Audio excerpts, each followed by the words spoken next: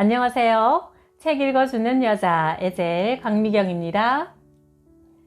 미국 퀸즈 평화교회를 담임하신 이계선 목사님의 책 대형교회가 망해야 한국교회가 산다 중에서 흥미롭고 은혜로운 이야기들 전해드릴게요. 11조는 역사적으로 볼 때 하나님이 왕으로 다스리던 신정시대의 세금이라 볼 수 있다. 구약시대의 11조는 땅을 기업으로 받지 못한 레위인의 생활비와 나그네와 고아, 과부 등 가난한 이웃을 위해 내는 종교적 소득세요 복지세였다. 너희 모든 소출에서 열의 하나를 따로 떼어서 그것을 레위인, 외국인, 고아와 과부에게 나누어 주고 그들이 너희가 사는 성 안에서 마음껏 먹게 하라. 신명기 26장 12절. 그러나 신약 시절 이후 초대 기독교 지도자 이레니우스는 11조의 의무를 폐지하고 자발적인 11조를 강조했다. 사도행전 시절에는 헌금이란 용어 대신 연보라는 말을 썼다. 연보는 자기 재물을 내어 남을 도와주는 돈이란 뜻이다. 일종의 구제금이다. 고린도 교인들은 미리 연보를 거둬뒀다가 바울이 방문하자 필요한 데 쓰라고 내놓았다. 교인들이 십시일반으로 걷어서 목회자의 생활에 보탬이 되라고 내어놓은 것이다. 60년대까지만 해도 한국교회도 연보라고 했다.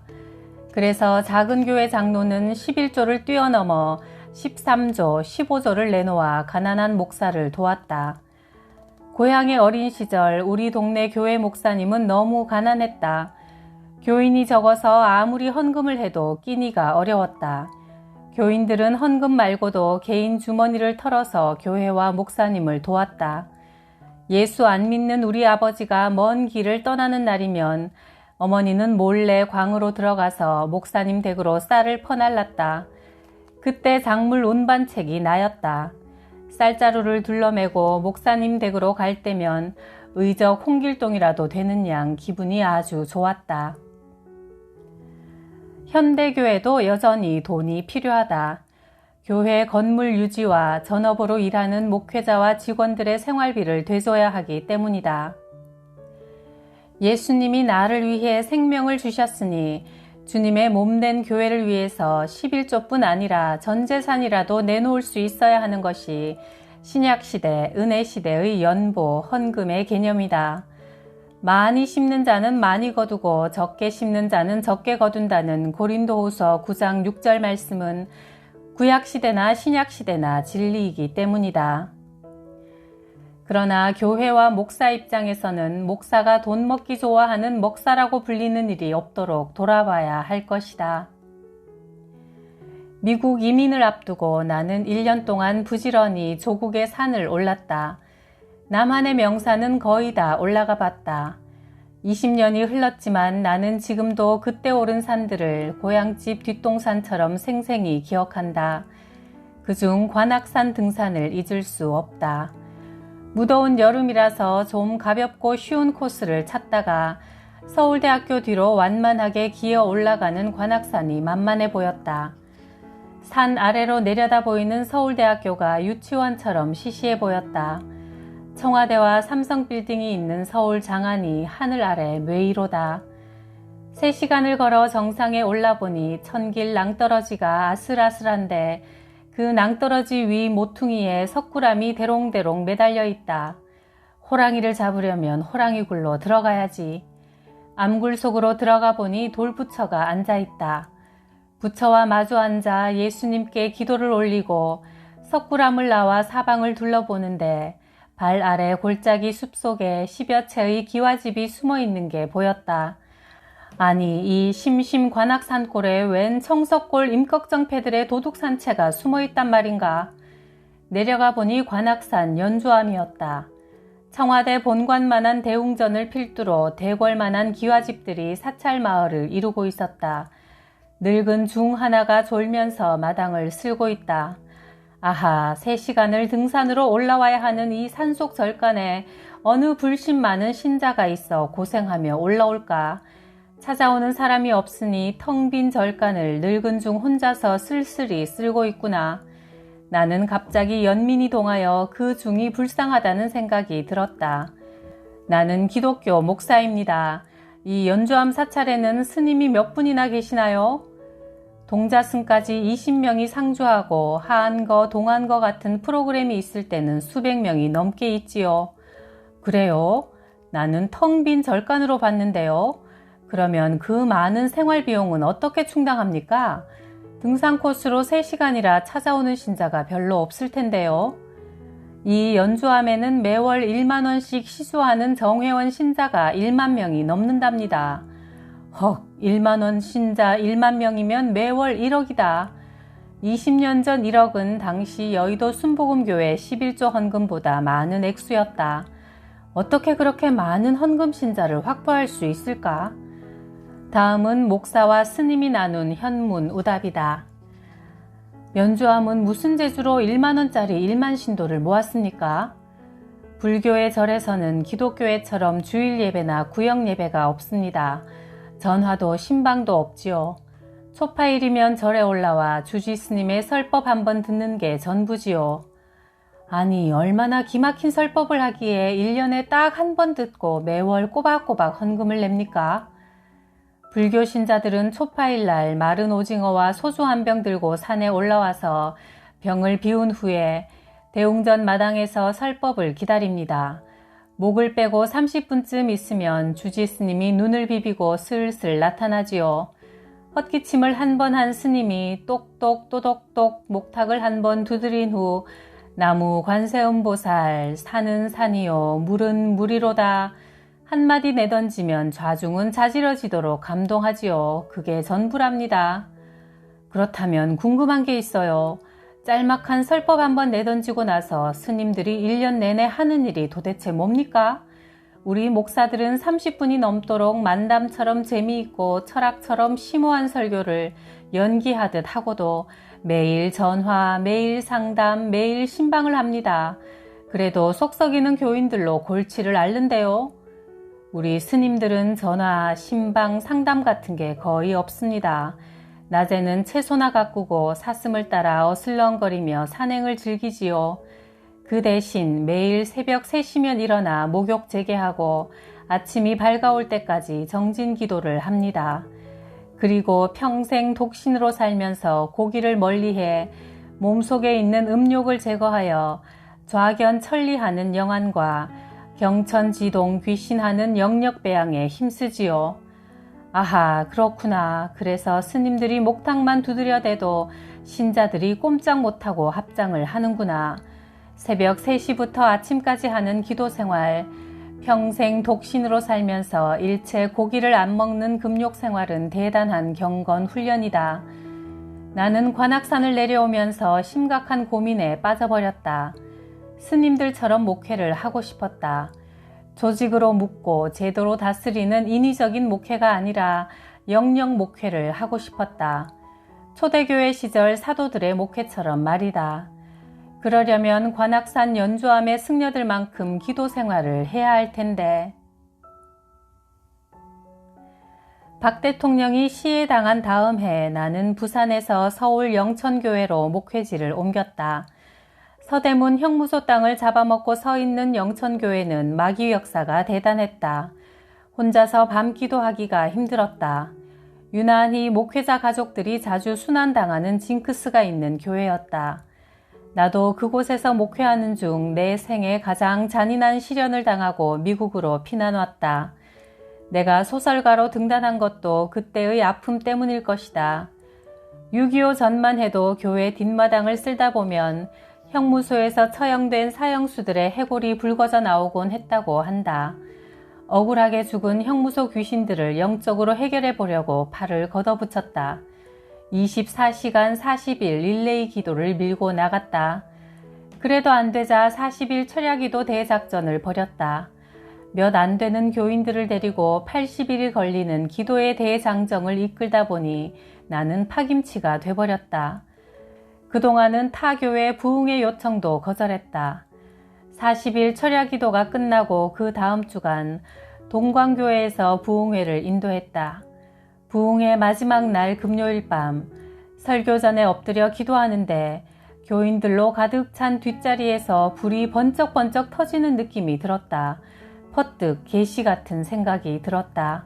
성령불이 내리는가 보다. 기도를 중단하고 의자에 앉아 살펴봤다. 이 구석 저 구석에서 꼭 사진기 셔터 라이트가 터지듯 불꽃이 터지고 있었다. 수류탄처럼 강하게 터질 때는 교인들이 놀라 어쩔 줄 몰라 했다. 한두 번도 아니고 무려 수십 번이나 그랬다. 아, 성령불이다. 성령이 불로 임하시는구나. 외치고 싶었지만 성령불이라고 했다가 만에 하나 사진 촬영이었다면 얼마나 개망신일까. 잘못 봤을지도 몰라 우물쭈물했다. 나는 성경을 읽으면서도 광야의 불기둥은 구약시대 이야기요. 갈멜산에서 엘리야가 내린 불도 옛날이니까 그랬겠지 생각하고 있었다. 그런데 내가 부흥회를 인도하는데 내 눈앞에 성령불이 나타난 것이다. 터지기도 하고 튀기도 하고 퍼지기도 하면서 부흥회장에 불이 내린 것이다. 그날 밤은 얼마나 성령이 충만했던지 은혜의 도가니였다. 성령불만 아니라 성령의 기름도 충만했다. 안수기도를 하는데 어찌나 향취가 강한지 숨이 막힐 지경이었다.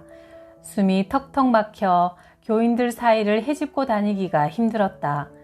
그런데도 나는 하나님께 영광을 돌리지 못하고 꿀먹은 벙어리처럼 속으로 끙끙거리기만 했던 것이다. 그 다음 주 구로구에 있는 미랄 감리교회에서 집회를 인도하는 마지막 날 밤, 설교하는데 2-3m 크기의 가느다란 불막대기가 오른쪽에 앉은 교인들의 머리 위에서 번쩍였다. 아차 하는 사이에 이번엔 왼쪽에서 번쩍였다. 나는 설교하다 말고 외쳤다. 지금 왼쪽 머리 위에 나타난 불을 보신 분들 손들어 보시오. 300명 중 3분의 1 정도가 할렐루야를 외치면서 손을 번쩍 드는 게 아닌가. 그날 밤은 5번 정도 불이 내렸다. 나는 그때 비로소 성령불에 대한 확신을 갖게 되었다. 원색적인 성령주의자가 되는 순간이기도 했다. 그 후로는 주일 낮 예배 시간에도 성령불이 내리기도 했다. 불을 본 성도들은 불타는 부지깽이처럼 평생 뜨거운 믿음이 식을 줄 모른다. 낮 예배 시간에 불을 본 최강식 형제는 지금 목사가 됐다. 이런 일도 있었다. 전도사가 허겁지겁 달려와 뚱딴지 같은 소리를 했다. 목사님, 목사님, 교회 안에 도깨비 불이 났어요. 교회 뒤에 있는 전도사 방으로 가던 이중원 전도사가 교회 강대상에서 시뻘겋게 불이 타오르는 걸 본 것이다. 교회에 불이 났구나. 오래된 건물이라 전기 누전이나 합선으로 불이 난 모양인데 이를 어쩌지? 문을 흔들어 봤으나 잠겨 있었다.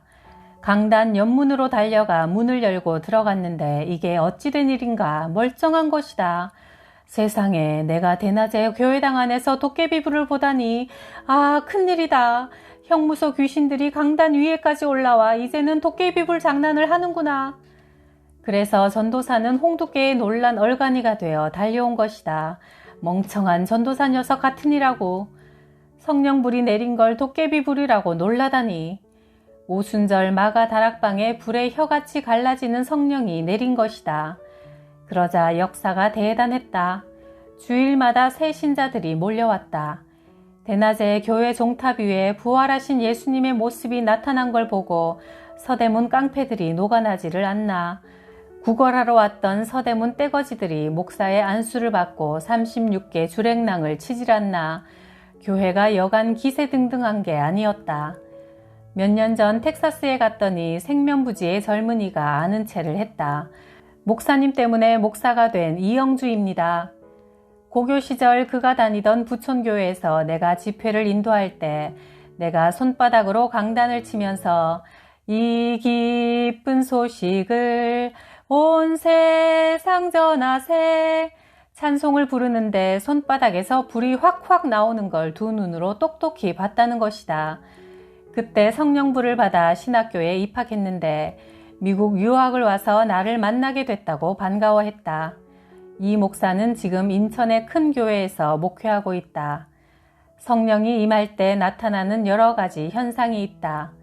첫째는 불로 보인다.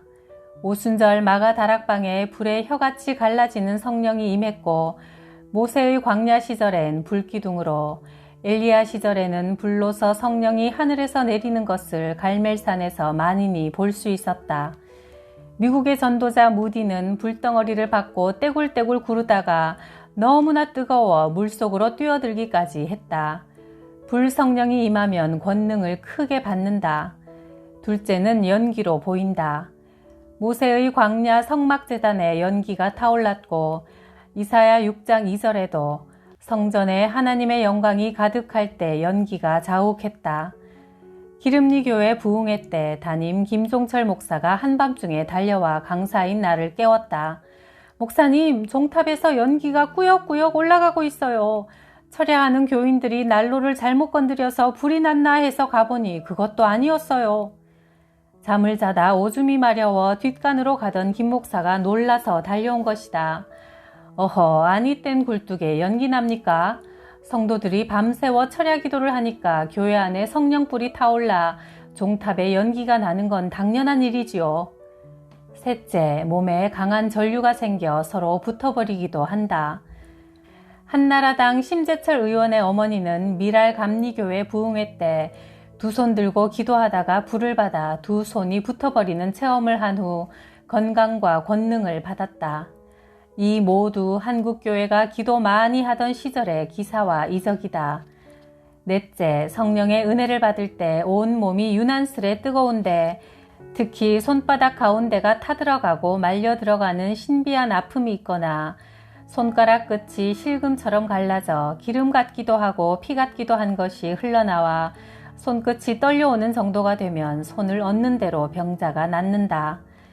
이 글을 읽고 듣는 독자들에게 성령의 불이 임하기를 바란다.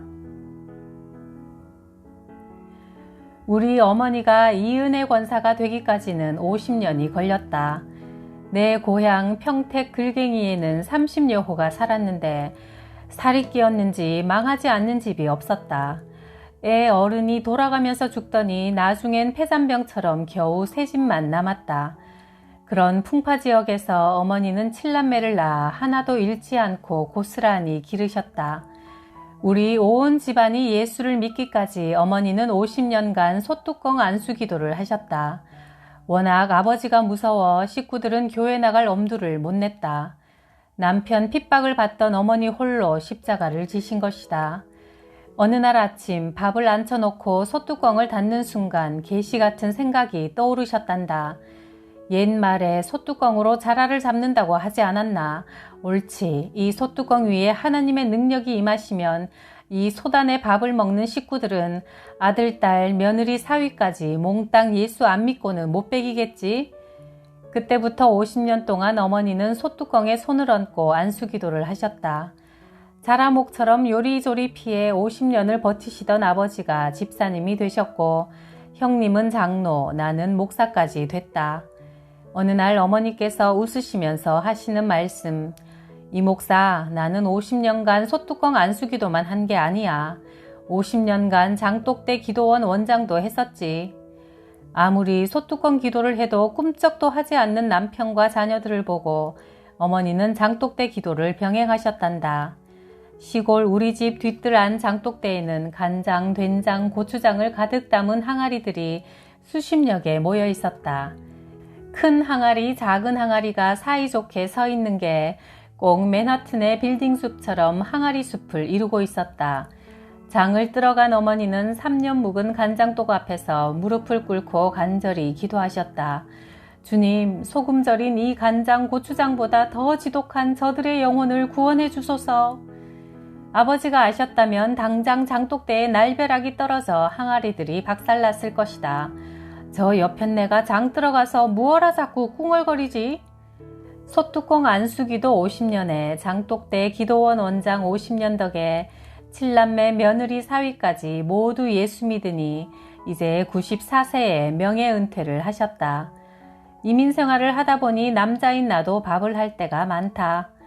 된장, 간장, 고추장 넣고 만드는 된장찌개는 아예 전문가 수준이다. 밥이 다 되어 전기밥솥 뚜껑을 열다가 나는 가끔 어머니를 흉내내어 전기밥솥 위에 손을 얹고 안수기도를 한다. 이 밥 먹는 우리 식구들 모두 예수 잘 믿게 하옵소서. 주 예수를 믿으라. 그리하면 너와 내 집이 구원을 받으리라.